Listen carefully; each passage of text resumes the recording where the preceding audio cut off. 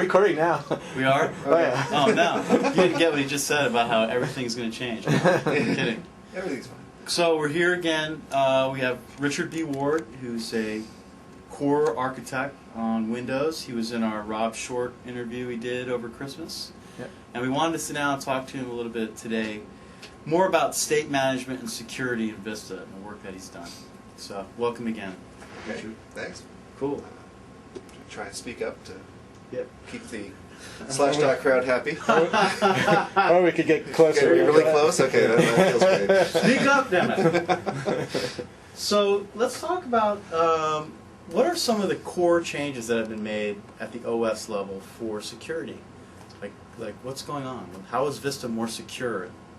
It's a broad question. At the core level. At the core level? I guess you have to divide the question in two areas. There are security features that have been added, and there's been security practices that are adopted and promulgated through the system. So what would you like to focus on first? Let's start with the latter. The security practices? Yes. Okay. So definitely a hot topic. We have done a lot of work throughout the system. In fact, you can see this now in the SDK that has gone out.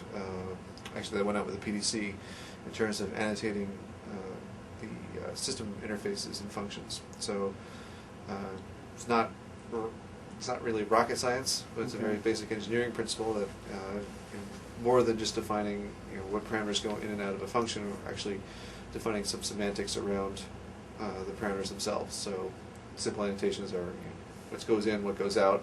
More complicated ones cover, for example, what's the length of the argument that's going in, how to interpret other arguments, or what comes out, how long something should be expected. This gives our static analysis tools a lot more information to use when evaluating code paths for correctness. So I don't have any numbers, for example, what problems have been caught, but classes of problems involve things where components had faulty assumptions, and so the owner of an API or a function can say, okay, here's what the rules are, because I'm defining them, and then the static analysis tools run, and they examine all the code paths. They do their localized analysis. They do their full system scope analysis. And they say, oh, hey, this other guy you've never heard of is calling your API, and they're calling it incorrectly. Flag it, bug it, fix it. So that level of work is huge. And it sounds simple. It scales enormously well, because having one person go through and annotate all these functions would be painful and tedious. But in fact, we started the annotation for server SP1, Windows Server 2003 SP1, to keep the branding police off my back. But, we did the first round of annotations there. We annotated all the kernel functionality inside of 2 weeks. It took 8 people, starting with Dave Cutler, and I helped out with the chunk. All the other base developers pitched in.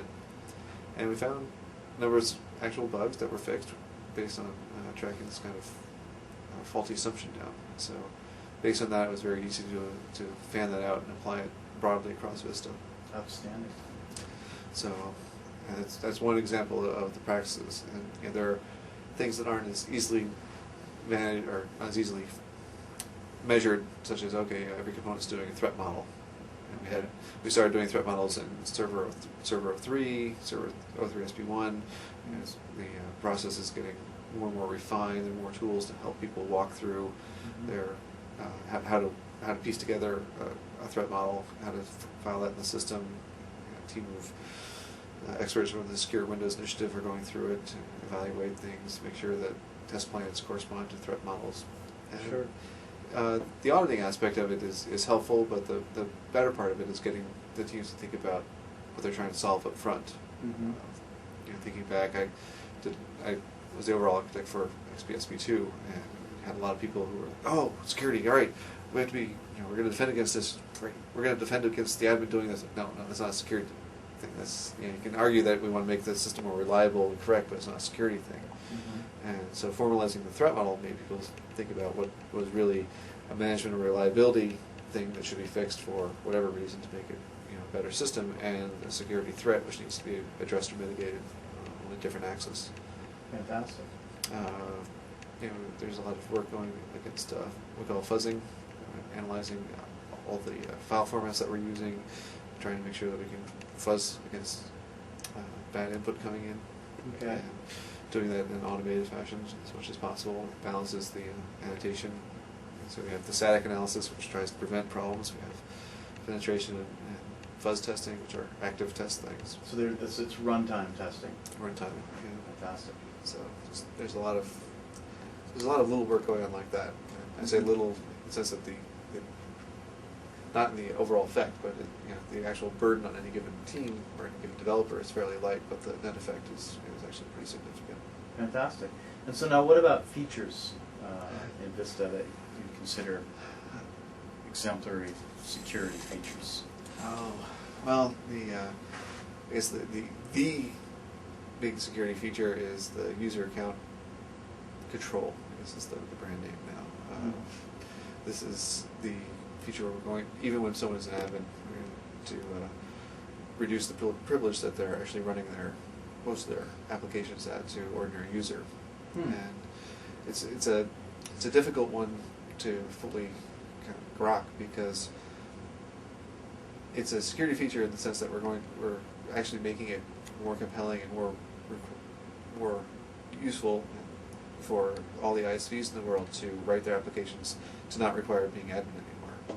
There's a tool that is, I think it went out with the SDK. We were handing it out at the PDC called the Lua Predictor, where people can run against their applications, figure out if they're going to have problems running as ordinary user. It looks for a bunch of common mistakes, like opening registry keys for all access as opposed to read, and things like that. Okay. Opening files that they shouldn't be opening files, writing to places other than in the user's profile, simple tests like that. And the vast majority of failures to run as ordinary users revolve around these kind of assumptions that carried forward with the Windows 95 style code base, where there's more of a free-for-all, to put it politely. So the UAC is, I view it as it's a huge tool, but it's a tool to change the industry more than it is something that gives you individual protection. Right? Fundamentally, you're still an admin, and you can make the wrong decision. Now, there's a complementary effort to make sure the user is more informed, that the user understands when they're actually doing something that's admin sensitive, when they're changing the configuration of the system as opposed to something on the actual, just something local to the user. Sure. We don't care if you change your background color. We don't care. Can you change the system clock now? The system clock has finer granularity.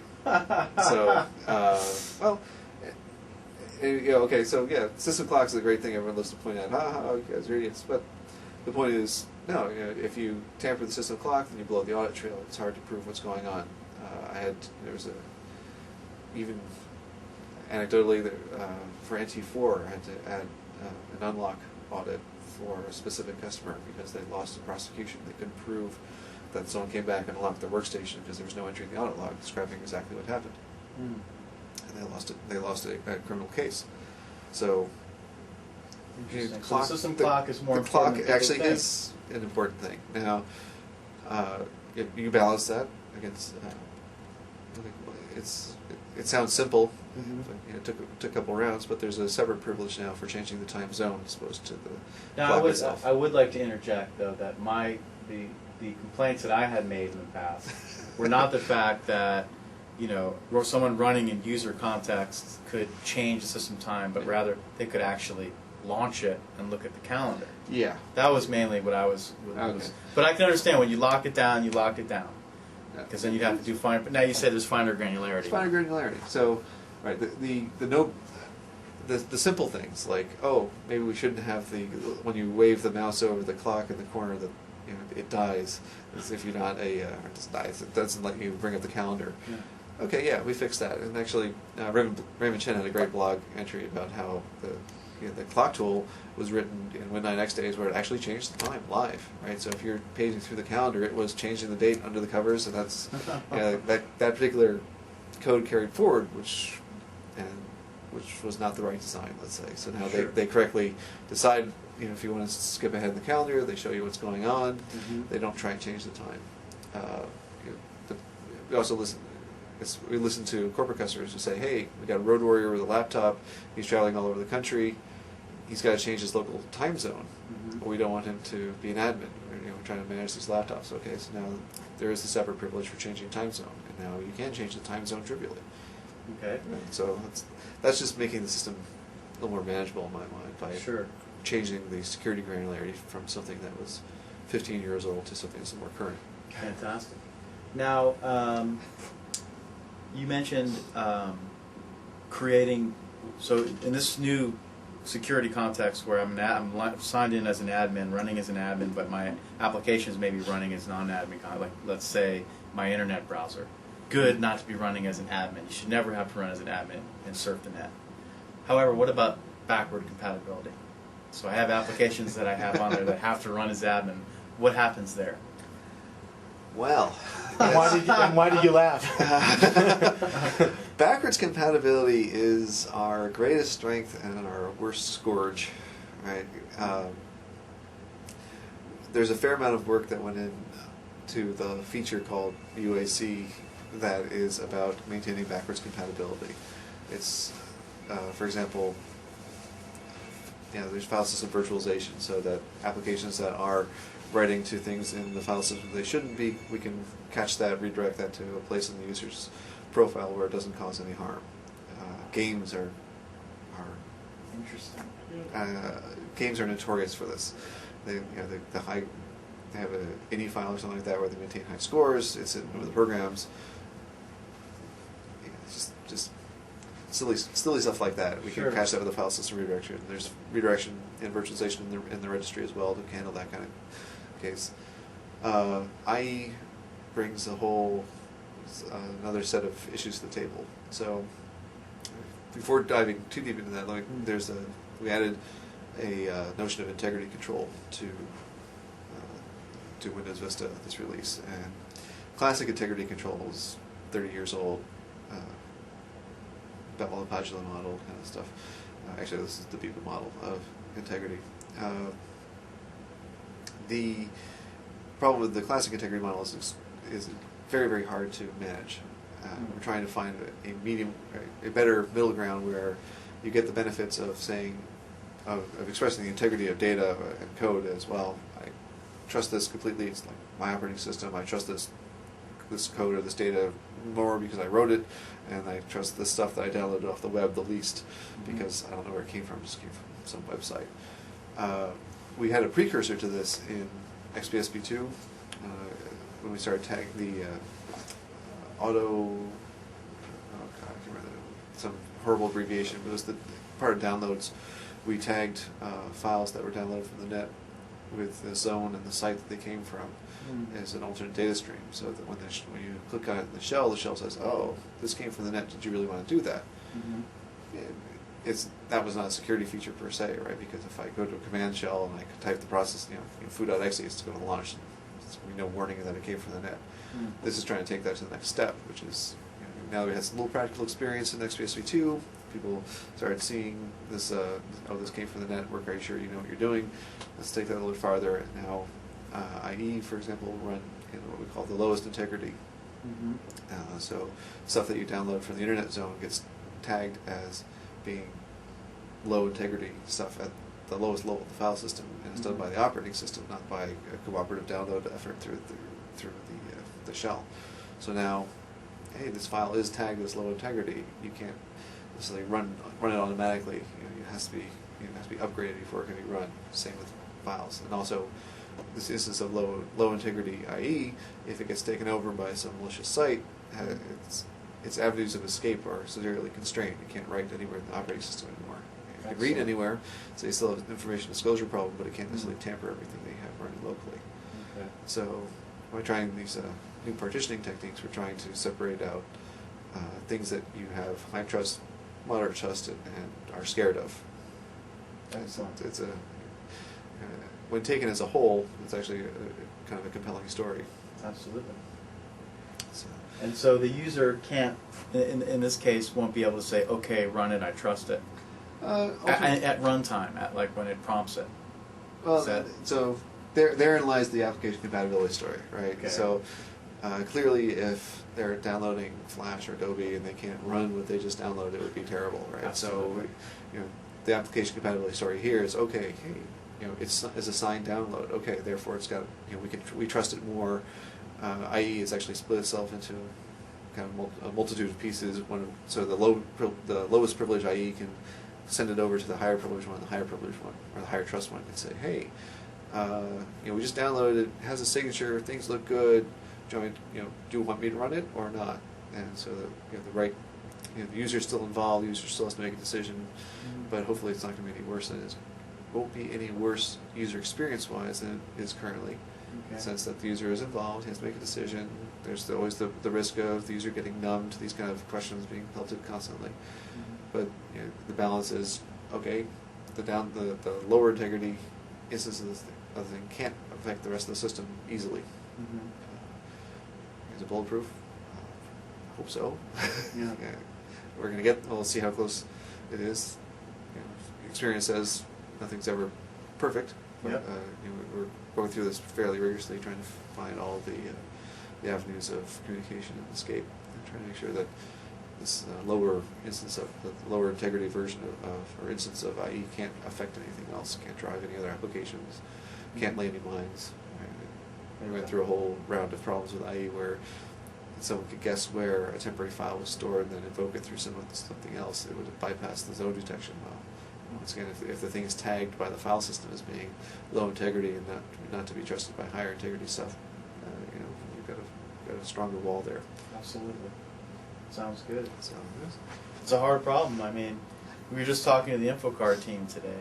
So one of the nice things would be able to know that the application that I'm downloading is coming from a place that I trust implicitly. So maybe there'll be some use of InfoCard with, running in a high context, i.e. because I trust it. So InfoCard, I think, is a huge step forward. In a certain sense, if you look way back, some of the things that we talked about for what was Conde Hailstorm a long time ago had the underpinnings of this, which was, hey, we have some identity cards that we can have site-specific identity. The saddest thing about InfoCard is that they had to run down level, so they can't take advantage of some of the new features in Vista yet. So hopefully they'll be able to turn around and rev themselves pretty quickly and start using some of the Vista separation and get tied in other ways. Cool. So when you talk about separation, are you talking about virtualization? So are you talking about, is there virtualization? So you mentioned earlier the compatibility of an older application that has to run as admin. And you mentioned virtualization. So as far as the app's concerned, it's seeing the file system, right? It thinks that it's really operating against the constructs it's expecting to. And you're doing that through virtualization. Yeah. So virtualization is there for app compatibility and lets things run when they would have failed otherwise. Separation in this sense is we have like the integrity levels separate applications in the system. Okay. I don't know how much you got into InfoCard when you were talking to whoever it was just prior to this. Arun and company. Okay. They have.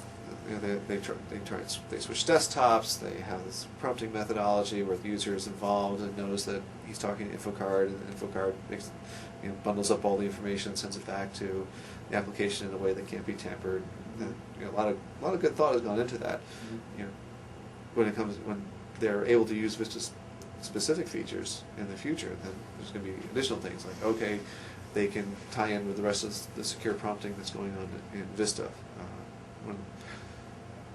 To dive down deeply for a second, the secure, when in Vista, when you run something that has to run in an admin context, you want to make sure that the user makes the decision that this thing is going to run as an admin, not the code. Right? So the code says, I run best when I'm an admin, for example. If you run the CTP or whatever has come out lately, when people actually see this video, you'll see that, I don't know. You're right. By the time this is released, there'll be a new CTP out. I don't, hopefully people signed up for it or downloaded it on MSDN, blah, blah, blah, pitch. Yeah.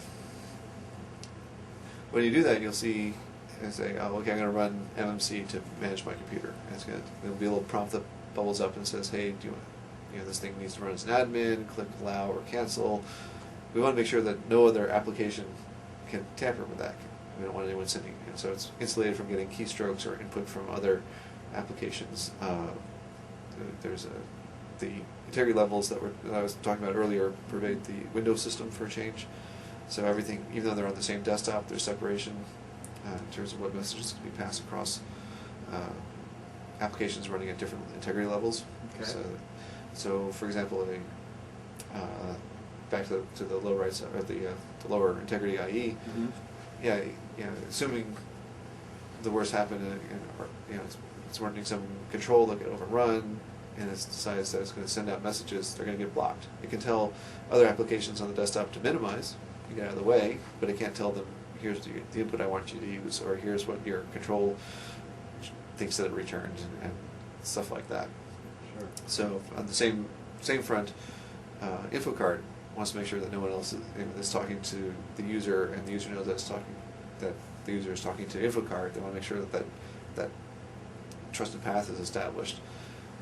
They're doing user to InfoCard by that choice of glyph that the user sees and other visual characteristics that are hopefully not visible to any other application. And conversely, we want to make sure that no one else can drive them. And so on XP, they're doing it through a desktop switch. They've got a number of insulating characteristics there. Mm-hmm. On Vista, they can go beyond that by having maintain better context by not switching out desktops, but taking advantage of the same secure prompting infrastructure that we have inside of the UAC broker. Now, what about actual running code? So We don't do that anymore. so let's one of the basic security exploits are buffer overrun vulnerabilities. So if a buffer overrun vulnerability happens in an application that's running in low rights, I'm not saying IE, I'm saying any application that's running in low rights. That application, even though I, as a hacker, get in and take control and start trying to run some code to exploit that, will only affect that is enclosed and cannot spread out to the system. That's the goal. Excellent. Yeah. So I just wanted to reiterate that. Okay. So yeah, like I said, I alluded to earlier, we have a lot of static analysis tools that are going through and they check for correctness of code. They check for boundary conditions. There's a lot of interesting work that's done there. There's a lot of research papers that we publish, and there's a group that came over from MSR that joined the Windows team during the core reorg a year and a half ago. And they've done a lot of great work in terms of simulating data paths and code paths and finding out when, where can this buffer calculation be done incorrectly and leading to an overrun. And so everyone likes to point to the stupid stuff like, oh, the guy takes a long string and just does stir copy and game over. Oh, okay, those are easy to track down and find. There's a lot of more subtle ones where they're, there's an integer overflow case because the guy added these 5 things. He read one off the wire, and everything went to hell. Hope we can say that on the Totally, say anything you want. Well, we're not going to challenge that. But. If my son's watching Don and Drew, that's okay. I'll say Don and Drew. So, we believe that we've made great strides on buffer overflow prevention up front by examining all of our code and doing the static analysis. Sure. Is it perfect? No. Right? We don't know how perfect it can be. Is it substantially better than it was? Yeah, it's substantially better than it was. So as our first order defense. Second order defense is creating a boundary like these integrity levels. Third line of defense is saying, okay, hey, you're not running. There's low integrity and then there's medium integrity. And medium integrity is not running as admin. So there's yet another shell, and then when you're finally running as admin, how insulated are you from Sure. The bad stuff? We're trying to increase that insulation. We can't have a perfect air gap here, but we're going to try and get as close as we can. Is it ever going to be possible to say Windows security is perfect? I don't think you can say that about any software, Windows or otherwise.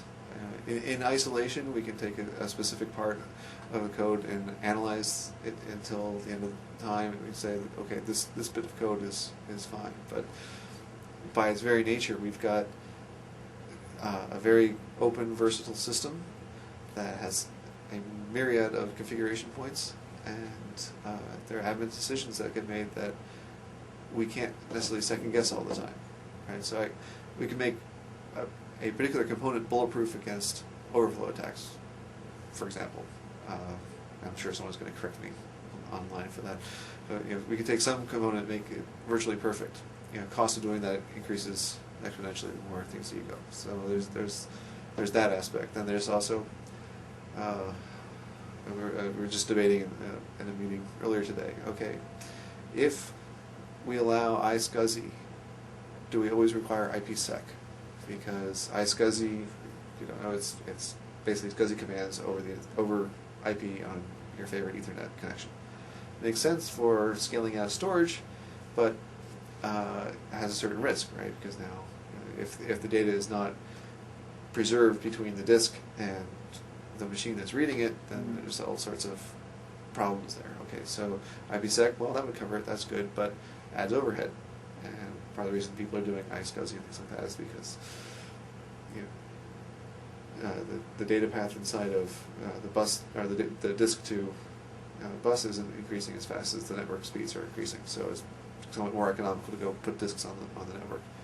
So, but they don't want the overhead of having IPsec integrity checking everything or encrypting everything. But these are these are enterprise class customers who are deploying this, and they've got actually air-gapped networks, right? They've got a storage network behind their massive servers, and it's okay not to have. They've compensated the wire security by having physical security. They've protected things. So we have to allow the knob to turn this off, because the overall configuration of the system may be done correctly, but as soon as you have that knob, someone could say, "Oh, I need faster iSCSI access in my house," or something like that. I doubt many people have iSCSI in their house today. I have no idea what who's going to win the NAS SAN iSCSI war 5 years from now. And, we'll see what happens. Yeah. So with all these knobs, there's always the chance for misconfiguring your system. Exactly. I mean, it's it's a great point that you made. Windows is a general purpose operating system. I mean, basically, you have no way of predicting, I would argue, knowing exactly how anybody that uses a particular instance of Windows is going to use it. You have no idea what they're going to install on it. It is you can't a constant predict surprise it. as customer feedback comes in. How's that? They're doing what? Wow, I didn't know they could do that. Yeah. And why are you surfing porn sites again? Well, I mean, there are a lot of stories around that. There probably are some security related. Oh yeah. But I mean, in terms of configuration management and state and stuff like that, it must be just immensely complex. So I think where it is today, it's amazing. I think SP2 is an incredible evolution in security at the OS level. I've had SP2 little is great. problems. Yeah. So I want to ask one quick thing, Okay. since we're on security. With the recent rootkit experience that customers had from a certain somebody. Not a Microsoft somebody. Absolutely not. Microsoft somebody. Perhaps they were doing it being naive and just taking advantage of being able to run code in the kernel without the system knowing about it. But my question is... He's already starting to sweat. No. He's seeing all the PR police in the campus coming into his office. Well, no, I'm not going to ask that kind of question. I'm just curious from this new context and virtualization, sort of, that you're using for security, and it's not virtualization, it's just zones, as you mentioned. I keep thinking into the future. Yeah. Are rootkits going to be possible coming in through a channel that's running in low rights, because the code still has to run? Yeah. Okay. So, boy. Let's see if I can rephrase part of your question. Yeah. Can even with all these boundaries in place, is it ultimately possible that something running at the lowest integrity or lowest privilege and lowest everything on the system still manage to exploit something that's running at the highest level and cause a problem? Theoretically, it's certainly true, right? Are we doing everything we can about that? Yeah. Cool. I mean, obviously, it'd be stupid to say anything else, but Sure. fundamentally, we found a class of issues where drivers are not always validating their inputs correctly, and so we're taking pains to make sure that all the inbox drivers are doing the right thing. We're working with the driver vendors, the IHVs, as we call them, independent hardware vendors, to improve their code quality. We issued the DDK that went out, or that's not DDK anymore, I guess it's the Windows Driver Kit or whatever it's Foundation, called. yeah. Well, there's the foundation you're supposed to use to program to, and the whole kit that you get. But one of the tools that we include was the what we call prefast, the static analysis tools that we use internally, so that driver writers out in the real world can actually get the same benefits that we do in terms of analyzing the code. And that continues to get updated and continues to benefit from annotation. The more annotations you do of your own code, the better the tool's going to become. So we'll see that particular evolution go on.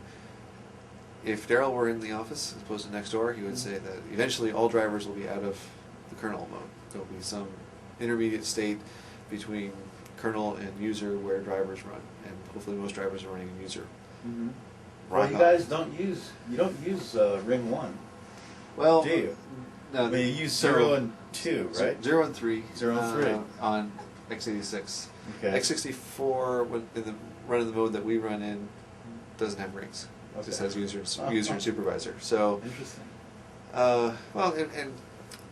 rings have some advantages and some disadvantages. And I think what we'd really like to do is figure out what we want to do about how to write drivers correctly in the future to eliminate the need for rings as much as changing the whole model around, right? So if it, as you see right now, the user mode driver framework that's present, I guess we shipped it in server 03, and it's available down level, but it's definitely getting pumped up more in Vista. Yeah, guess what? Drivers in user mode. End of story, right? It's its own process, it's isolated from everything else, but a lot of the work it does, that it does is now in a place where it can't go and host the rest of the world. Excellent.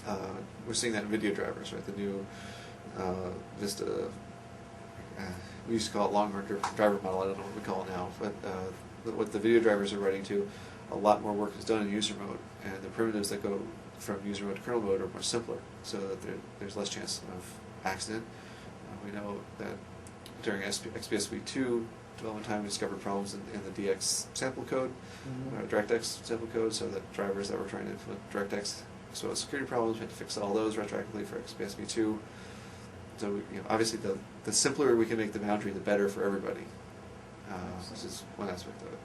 Now, so one of the security features that's going into Vista is the requirement for signed drivers. So x64 will require all drivers to be signed. And, Wow. And signed in a way that roots up to a key that we understand. It's not a configurable policy key anymore, because one thing that became apparent is you can have all this wonderful security about what you're going to trust and sign and everything else, but if the actual policy that controls what you're going to load is wide open on the disk, it doesn't really help you. That becomes the attack point, not your wonderful signing mechanism. Sure. So the keys are hard coded. We're going through the process of getting everybody up to speed. I noticed about a month ago the word went out to all the bulletin boards, and there are a couple of people who complain that we're trying to squash out, I guess, independent writers, which is obviously wrong. We love drivers. It makes our platform more exciting than other platforms that don't have as many drivers as we do. Precisely. And also, this model doesn't rule out the hobbyist, right? If you have a kernel debugger hooked up, we turn off the signing requirement, so that the actual people who are writing drivers are not going to be hindered in their day-to-day activity. It's when they're released that these have to be signed. Would that prevent the newsworthy rootkit event that happened? No. It would have caused exactly the same thing to happen, which was, hey, I know exactly where this code came from on my system, and they went after the people who produced the code, and those people withdrew the code. So that's not everything can be solved with a technical solution. Some of these need to be social and But I mean, in that case, and why? Will there be a time where you can't run arbitrary code in the kernel? And I know, will there come that time? And is that, is it possible, does it make sense that ever be something that you could control, right? Will there be a time when we can't run arbitrary code in the kernel? I hope so. We're looking towards that. Last time we were talking, Darryl was talking about we want to get everything out of kernel mode. Yep, That's going to be a big step. a big step because then it's only our code that runs in kernel mode. Everything else is somewhere else. Now that somewhere else is still going to have some level of privilege. So it's not really a question of can we make sure that no arbitrary code runs in the kernel. It's can you make sure that no arbitrary code runs code that you don't expect. Okay. That's where I'd like to get to. We have plenty of opportunity ahead of us to get to that stage, and we're looking at lots of ways. You guys did a singularity talk. Yes, we did. Right, so singularity is a great research effort, right? Because they're going through and saying, hey, can drivers be written in a way that protects against a variety of issues? Yes, as it turns out, you can write them in a way. Now, do we know exactly how to do that yet? No, we don't, because of the way the Bartok works, the Bartok cross-compiler works. You have to have full knowledge of everything, and you can't do libraries, and it's hard to do platforms correctly, and all sorts of other stuff. But hey, we're learning a lot. So in the future, yes, things will be better because we're going to change the way the extensibility and code generation patterns work for the higher privilege areas. Excellent. And now, speaking of that, do you see one of the things the Singularity people are doing is they ask themselves, is it possible to write a secure, stable, reliable system beyond worrying about performance? Like pretend like there's no infinite amount. And they've done, they made a really small kernel, but I'm going to ask you this. One of the reason they've been able to do this is because of managed code. And do you think there will be a day where we'll see some sort of managed code in Windows at the lowest levels? Managed meaning type safe. Do you know what I mean? Well, actually, I'm waiting to hear exactly what you mean. So, let's finish that. So type safe. Now, the one thing that I'm going to say, of course, that you're not going to like is garbage collected. Is that something that you think someday would see, like a light version of say, the CLR way down in the depths of the OS? The depths. Is that what that is? Okay. Do that again. No, I don't think I'll do that again, actually. Probably doesn't look good. Okay, so how do you answer this without getting the rest of the world pissed off at you? Yes, actually, I think we will see more structured code down in the kernel. Garbage collection is not inherently evil. You can't actually have real type safety without garbage collection. If you have alloc and free primitives in your environment, you cannot be fully type safe. That's kind of one of those little axioms. Interesting. Yeah. Right, well, because if I have memory and it's an object 1 second and I free it, and then the next thing I do is invoke it, you're not type safe, right? You've got rid of it. I think we were talking before Charles got here about design decisions that were made 15, 20 years ago based on hardware that was far more constrained than today's hardware is. And what's tomorrow's hardware going to look like? And what are the mistakes you're making? Or what are the trade-offs, I guess? Because you can't put a garbage collector down there right now, right? Well, for performance reasons. Actually, well, oh boy. Yes, you can, right? So what can we do it in Windows? That's a harder question to answer. Sure. Windows has a lot of other constraints, and it goes back to, hey, we're totally general purpose, and you got some people who've got real-time data acquisition things that have they're jammed into this thing, and you've got SQL Server or some these high-end SAP servers running that actually just beat the crap out of the disk and use those as simply a device driver abstraction. So when you say, oh, at all scales, can you do anything you want in the kernel in Windows currently? No. Can you have a garbage collected system running in the kernel? Yes. We have a guy who's doing some experiments right now where he's got garbage collected schemes going. You can have reference count in garbage collection, which is everybody pays a cost, but it's predictable. You've got the multi-generational garbage collector that goes on now inside of the .NET frameworks, which has great performance characteristics in the sense that it can, it can watch the way that objects, the total object lifetime, and choose the right moment to go and garbage collect. Mm-hmm. But when it does so, it needs to radically manipulate the environment to make sure that nothing else goes on that it doesn't expect. And that's a little bit harder to fit into an interrupt-driven environment. True. Yeah. So the experiments that a guy over the drivers group is doing right now are around reference counted garbage collector. Some of the early, and he's working with the Singularity guys in the background and say, oh, hey, what have you guys done? And they've learned, they've got, again, they have 3 different garbage collectors that they've been trying out in different scenarios. Mm-hmm. They've got, you can have different garbage collectors per running environment in the Singularity world. It's great. They're trying all these things out. It's experimentation stage for us right now, so we don't. I want to see a type-safe language used for any extensibility point, like a driver model, whether it's IL generator, whether it's a safer language that's used to generate x86 code that's then loaded. I don't know. There's lots of different ways of doing that, but fundamentally, yeah, we do want to see things move on. Absolutely. That said, there are 240,000 drivers out in the world that we've seen. So, Yes. we see a lot of data come back, and there are 240,000 unique instances, and obviously some of those are later versions of existing drivers, but the number of unique drivers is still really large. The number of family drivers is still very, very large, and the number of new drivers that we see every week is very, very large. Wow. But so now, if I wrote a driver that is now in user mode, do I have to make any changes to my code, or are you virtual? You have your proxy that you created? In Vista, if you are writing to the new Windows driver framework, which is not the Windows driver model, but the new framework, Okay. then you are the interface is abstracted for both user and kernel mode. Okay. The dream is that we can relocate the drivers arbitrarily. The practicality will vary. And so NIC drivers, for example, are very hard to move up to user mode because you have too many data copies, then NIC throughput goes down. Same, and storage is like that. Video drivers, sorry, not video rendering, but video capture drivers lend themselves very well to user mode.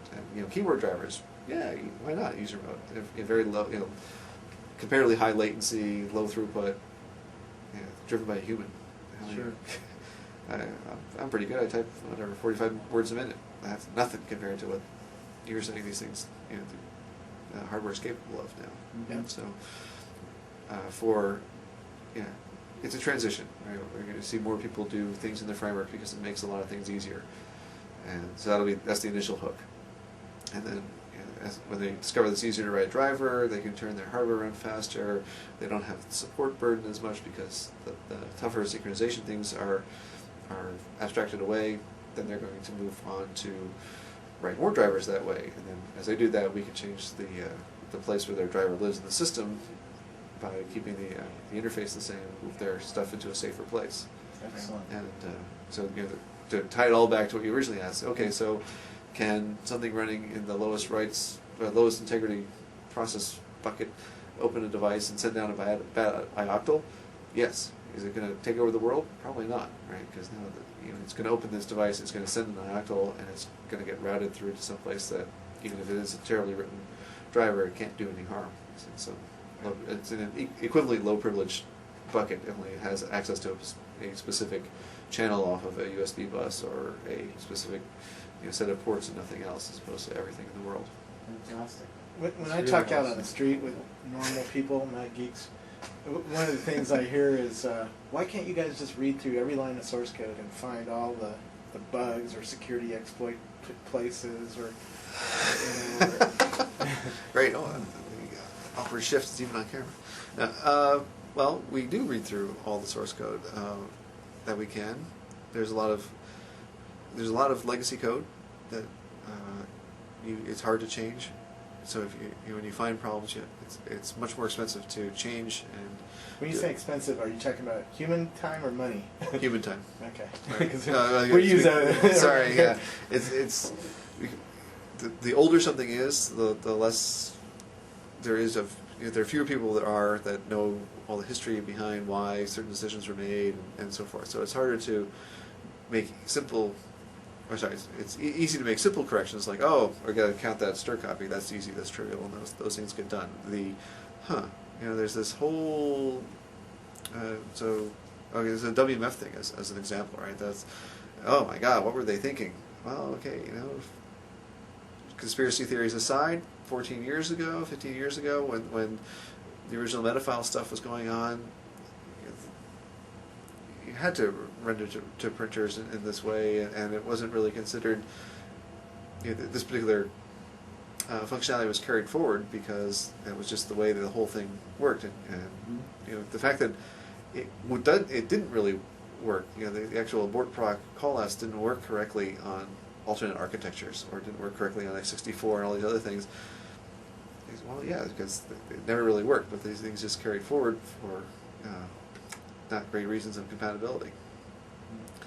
But on the other side, we learn every round, right? So we did the stand down for Server 03. Had everyone go through and they had to review all the new code. They had to review all the existing code. They're looking for the set of things that we knew about, whatever that was. That was 02, I guess. So, 4 years ago, state of the art has moved forward. New threats, integer overflows. That's the classic. Okay, integer overflows can happen in other ways too. So, okay, update all the static tools to kind of these things. Update people, and you have to. Updating tools is very economical. Updating people is expensive in terms of time. Again, right? You have to bring them all to a class. You have to teach them. They have to understand it all. They have to. One of the stories I keep hearing is Michael Howard putting 10 lines of code or something around that on the board and saying, "Find me the buffer overrun." And very few people in the crowd can point that out. But and it's in 10 lines of code. Right there in front of you. Yeah. It's hard stuff. In other words, not everything is. Not all code is perfect, right? Obviously, and so if you don't, a lot of code reflects the assumptions and the components that surround it. So you could also look at that. You could take one of Mike's code snippets and say, "Oh my God, how could anyone be that stupid?" It's like, well, actually, if there was code right above it that said, "Okay, here's how I'm going to validate everything," so that the following conditions are known to be true, but you don't see that in the snippet. The code's still correct, but you just don't know, and then you have the worst problem, right? You make a bogus correction, and that causes a regression or something else. Right. So it's not free, and so the older the code is, once again, and the older the code is, the less likely you have one of the original authors around who says, "Oh no, here's why we made that assumption. It's validated up here." And so as people spend lots of time trying to figure out what the underlying assumptions are, they go, "Oh, this wasn't good." They can't look at all the rest of the code. What we do, we just actually one of the more interesting things that we did in terms of engineering just recently was we have a tool. Actually, I think it's in the SDK now called WinDiff, which lets you do side-by-side file comparisons and pretty straightforward. But we added a way for you to add a comment. So as you code review something, you can make a comment about why the change was done, what I noticed during my code review. Cool. This guy made a change, and now I'm annotating his change so that it's clear what the change was. Yeah. That sounds so simple. Yeah, it is actually fairly simple. The guy just did it, and now it gets checked. The annotation gets checked into the source code system. It's preserved for all eternity. Woohoo! Excellent. And it's an investment, but there are a lot of lines of code to go through and do all this with. Absolutely. But it's an awesome snapshot of the evolution of Windows. And you guys have made dramatic progress, and that's awesome. Nice. And I just wanted to say thanks. I know we took a lot of your time, started a little late today. Thanks to Scoble. No, I'm just kidding. My bad. But thank you. And we want to keep talking to you core architect types because it's very interesting to see the thinking behind what's going on. we're always full of opinions. Good. Well, no, that's goodness. And excellent. Do you have any other questions, No. Mr. Scoble? Cool. We'll let him get back to work now. Well, maybe closer to release, we'll come back and see the whole thing and talk about. Sure. Are there too many dialogue boxes for my mom to dive through and stuff like that? Well, you know, there's a gentleman down in the corner office down there who will be eager to hear your feedback on that. He has his own opinions. Who's this? Jim. Oh, Jim Alchin. Jim Alchin watches over the dialogue count very, very carefully. That's very, very entertaining. excellent. Good, I'm glad. Yeah. No, he's not the detached executive. No stretch of the imagination. I hear he does 2 to 4 installs of daily builds a day. That's what I've heard. That's a rumor I've heard. Brian actually does all his own installs. Brian does. All this every day. Valentine. Yeah. Jim, I think, has his people do his installs, but he does actually run current bits. Sure. He's actually very aggressive about that. He also sat down for the user experience review I guess 2 weeks ago, 3 days of going through all the user experience things. He had lots of feedback from that team. Excellent. Well, he's great at that. He's very involved. I noticed you're running it. What do you like best about Vista? What do I like best about Vista? Yeah. What's the one thing you couldn't do without? If I forced you to go back. Well, to okay, so I take responsibility for owning WinLogon for 10 years, and so the fact that we completely gutted WinLogon and rewrote it, we being the team that owns it now, I like that. I like the session 0 separation. Now I don't worry about all sorts of stupid. So again, another security feature, reliability feature. Services that used to raise UI, not happening anymore. Right? They're in an isolated session. They can't interact. They're not subject to the same shatter attacks anymore. So Beautiful. Anything else? You don't like the search engine? The new UI? I don't search that way that often, so I organize. Since I've had a history in computers, I organize my files myself, and therefore it's not as efficient for me. But I know that you're a hierarchical. Yeah, so I'm a very hierarchical structured guy. No, but I can also say that when the beta comes out, I'll take it home. My wife will enjoy being able to search pictures and all of her mail and stuff like that. Then the new UI is snazzy. Glass is cool. There's a bunch of new features in there, but it's a hard question to ask someone that actually involved in making the system.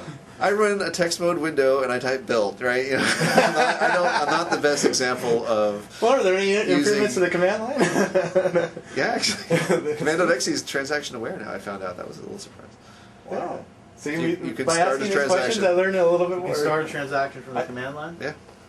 Interesting. I That heard was a little there's surprising. 2,700 features, and I've only heard about 50 of them, so Yeah.